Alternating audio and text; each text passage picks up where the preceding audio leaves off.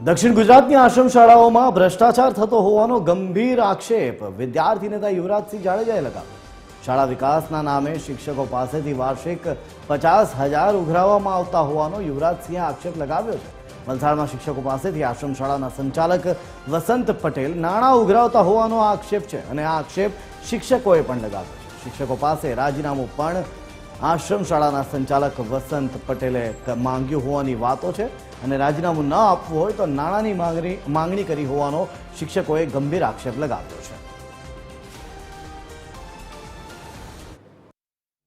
आश्रम शाळा सुथारपड़ाना आचार्य शशिकांत पटेल द्वारा 29 मे 2025 रोज कॉल करीने अमने जणाववामां आव्युं के आश्रम शाळाना नामे आश्रम शाळा विकासना फाळाना नामे प्रमुख श्री वसंतभाई पटेल द्वारा 50,000 रूपियानी मांगणी करी छे, जेनो पुरावो आश्रम शाळा सुथारपड़ाना ग्रुपमां मेसेज पण करेल छे।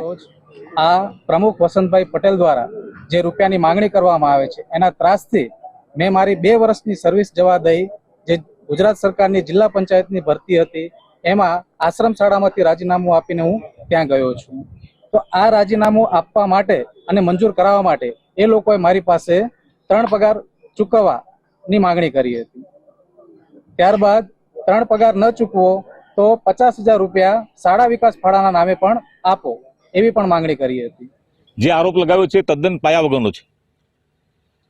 अमारी मेनेजमेंटनी अंदर 1982 થી શાળાઓ ચાલે છે અને જે આરોપ લગાવનાર જે શિક્ષકો છે એ વિદ્યા સહાયક તરીકે શાળામાં છેલ્લા 2 વર્ષથી ફરજ બજાવે છે।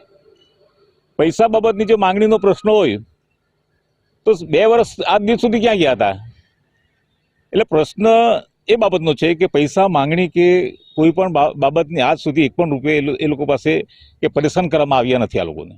છતાં પણ આ શિક્ષકો પાસેથી શાળા વિકાસના નામે બાળકો પાસેથી એડમિશન ફીના નામે જે શિક્ષકો રાજીનામું આપે એની પાસેથી 50,000 રૂપિયાના ઉઘરાણા કરવામાં આવે છે।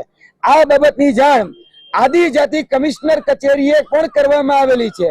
શિક્ષણ વિભાગ સુધી આની સુધી જાણ કરવામાં આવેલી છે। આજ દિન સુધી એક પણ જગ્યાએ આની ઉપર કાયદાકીય એક્શન લેવામાં આવ્યા નથી।